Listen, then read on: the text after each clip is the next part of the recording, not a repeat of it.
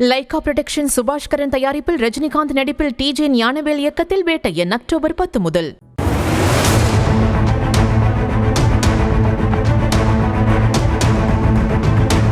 புழு பூச்சிகளைப் போல மக்களை நடுத்தெருவில் அல்லாட விட்டுவிட்டு அதிகம் பேரை கூட்டி நிகழ்ச்சி நடத்தி சாதனை படைத்து விட்டோம் என மார்த்தட்டி கொள்வதில் என்ன பெருமை இருக்கிறது என்பதை போன்ற அனல் பறக்கும் கேள்விகளுடன் சென்னை நிகழ்வு குறித்து பொது வெளிகளில் மக்கள் விவாதித்து வருகின்றனர்.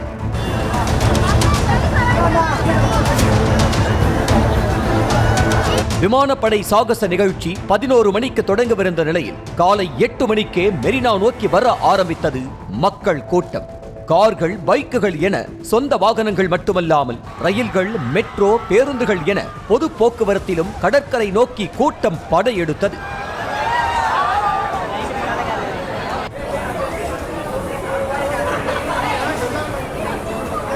இதனால் மெரினாவுக்கு போகும்போதே போக்குவரத்து நெரிசலை சந்திக்க வேண்டிய சூழல் ஏற்பட்டது. கடும் நெரிசலில் சிக்கியதால் பலரும் ஆங்காங்கே வாகனங்களை விட்டுவிட்டு மெரினாவுக்கு கால்நடையாகவே சென்றனர். விமானப்படை சாகச நிகழ்ச்சிக்காக காமராஜர் சாலையில் முன்கூட்டியே போக்குவரத்து மாற்றம் செய்யப்பட்டது. காமராஜர் சாலையின் நடுவே தடுப்பு அமைத்து 1-2 வழிகளில் மட்டும் மக்கள் கடற்கரைக்குள் அனுமதிக்கப்பட்டனர். வரும்போதே சிரமப்பட்டு வந்ததால் சாகச நிகழ்ச்சி முடியும் முன்பே, அதாவது 12 மணிக்கே பெரும்பாலானோர் புறப்பட ஆரம்பித்தனர்.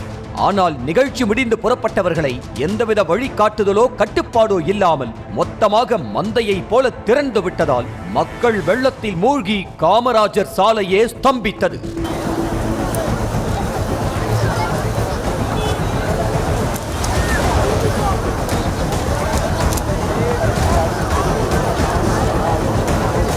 வெயிலும் பொறுக்க முடியாமல் கூட்டத்திற்குள் புகுந்து செல்லவும் முடியாமல் வாகனங்களில் சென்றவர்கள் தட்டு தடுமாறி செய்வதறியாது திகைத்து நின்றனர்.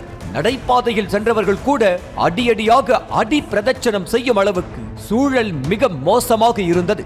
நிழலுக்கு ஒதுங்க கூட இடம் தேடி அலையாய் அலைந்த மக்கள் காமராஜர் சாலையிலிருந்து அரசு அலுவலகங்களுக்குள் சென்று ஒண்டிக் கொண்டனர். குடிக்க தண்ணீர் கிடைக்காமல் பலர் செடிகளுக்கு பாய்ச்சும் தண்ணீரை பிடித்து குடித்த பரிதாப நிலையும் காண முடிந்தது.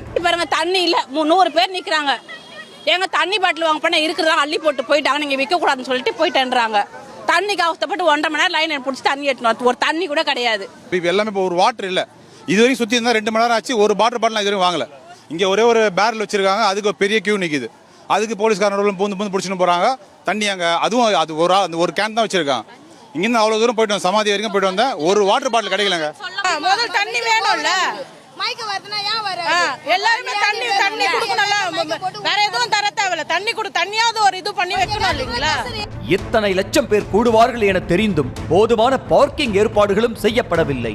இன்னும் கொடுமையாக ஏற்பாடு செய்யப்பட்டிருந்த பார்க்கிங் வசதி எங்கு இருக்கிறது என்பதை கண்டுபிடிப்பதே கடும் சிரமமாக இருந்தது. போதிய அளவு பார்க்கிங் இல்லாததால் கிடைத்த இடங்களிலெல்லாம் மக்கள் வாகனங்களை நிறுத்தி சென்றனர்.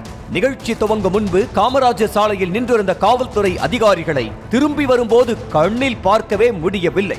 மக்களுக்கு போட்டியாக அதிகாலையிலேயே டியூட்டிக்கு வந்துவிட்ட போலீசாரும் சலித்து களைத்து வீடு திரும்புவதிலேயே குறியாக இருந்ததை காண முடிந்தது.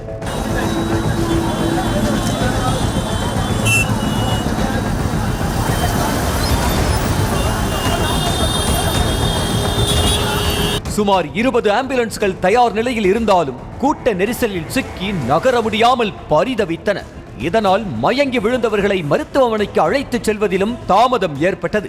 இதற்கு முக்கிய காரணமே அவசர ஊர்தியான ஆம்புலன்ஸுக்கு போலீசார் தனி வழி ஏற்படுத்தி கொடுக்காததுதான். ஆம்புலன்ஸுக்கு வழி ஏற்படுத்தி கொடுக்க மக்கள் காட்டிய அக்கறையில் பாதியை கூட போலீஸ் காட்டவில்லை என்ற ஆதங்கமும் வருத்தமும் சில இடங்களில் வெளிப்பட்டன. அவன் ஒரு பப்ளிக்க கூட அவனால காப்பாற்ற முடியல. அவனுக்கு வண்டி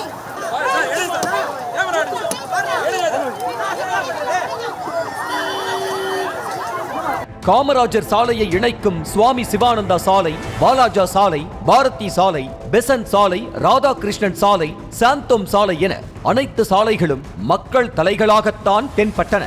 இத்தனை லட்சம் பேர் ஒரே இடத்தில் கூடும்போது போக்குவரத்து நெரிசல் ஏற்படுவது வழக்கம் என்றாலுமே அதனை ஒழுங்குபடுத்த எந்த முன் நடவடிக்கையும் ஏன் எடுக்கப்படவில்லை என்பதே எல்லாருடைய கேள்வியாகவும் இருக்கின்றது. எந்த வழியாக மக்களை அனுப்ப வேண்டும், எந்த வழியாக வெளியேற்ற வேண்டும் என்பதையெல்லாம் திட்டமிட வேண்டிய காவல்துறை எவ்வளவு மெத்தனமாக இருந்தது ஏன் என்ற கேள்வியும் எழுப்பப்படுகிறது. எங்க இருந்து நடந்துதான் வரும். டிராபிக் வந்து எங்கேயுமே டிராபிக் போலீஸ் பார்த்த மாதிரி தெரியல. ஒரே ஒரு இடத்துல ஓமந்தரா கிட்ட பார்த்தேன், வேற எங்கேயுமே இல்ல.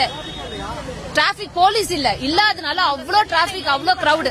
பாதுகாப்புக்கு நின்றிருந்த போலீசாரில் 1/4 போலீசாரிடம் மட்டுமே வாக்கி டாக்கிகள் இருந்ததாக கூறப்படுகிறது. இதனால் காவல்துறைக்குள்ளேயே தகவல் பரிமாற்றத்தில் சிக்கல் ஏற்பட்டு மொத்தத்திலும் நிற்கதியாக நிற்க வேண்டிய சூழல் ஏற்பட்டது என்ற தகவலும் வெளியாகி அதிர்ச்சியை ஏற்படுத்தியது. அவ்வளவு பெரிய மெரினா கடற்கரையில் எந்த இடத்திலும் தகவல் அறிவிப்புக்கு ஒலிபரிக்க வசதி இல்லை என்பது மற்றொரு அதிர்ச்சி தகவலும் வெளியாகியுள்ளது. அவ்வளவு தூரம் ரொம்ப செம்ம டிராபிக். நாங்க மதுரையில இருந்து வரோம், எவ்வளவு தூரம் நடந்து வரோம் பாருங்க. ரயில்வே ஸ்டேஷன்ல போனாலும் ஃபுல்லா ஜாம் ஆயிடுச்சு. குழந்தைங்களாம் ரொம்ப கஷ்டப்படுது. வரவே ஒண்ணுமே இல்ல, எல்லா இடமும் அப்படியே முட்டி டிராபிக் தான், ஃபுல் டிராபிக். வான் சாகச நிகழ்ச்சி குறித்து காவல்துறையினர் அதிகாரிகளுடன் தலைமைச் செயலகத்தில் ஆலோசனை நடத்தியது விமானப்படை. அப்படி இருந்தும் கூட காவல்துறை எந்த ஏற்பாடும் செய்யாமல் கோட்டை விட்டதன் காரணம்தான் யாருக்கும் புரியவில்லை. கூட்டத்தை கட்டுப்படுத்தவோ கையாளவோ காவல்துறை தவறியதுதான் மக்களின் துயரத்திற்கும் திண்டாட்டத்திற்கும் காரணமாக அமைந்ததாக கடுமையான விமர்சனங்கள் எழுகின்றன. நிகழ்ச்சிக்கு வந்தவர்களுக்கு போதிய அளவில் போக்குவரத்து ஏற்பாடுகளும் செய்யப்படவில்லை.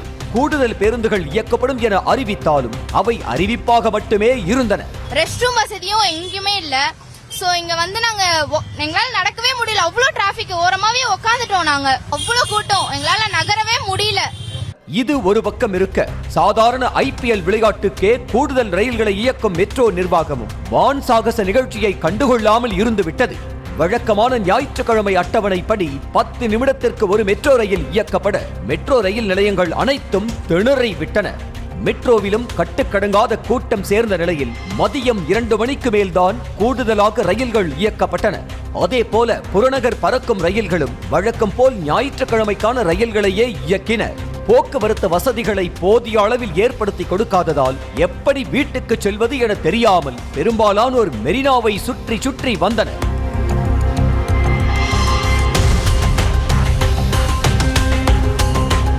கடந்த ஆண்டு நடந்த AR ரஹ்மானின் மறக்குமா நெஞ்சம் இசை நிகழ்ச்சிக்கும் காவல்துறை போதிய ஏற்பாடுகளை செய்யவில்லை என விமர்சனம் எழுந்தது. அதே மாதிரி இன்னொரு சம்பவம் சென்னையில் நடந்தேறி இருக்கிறது.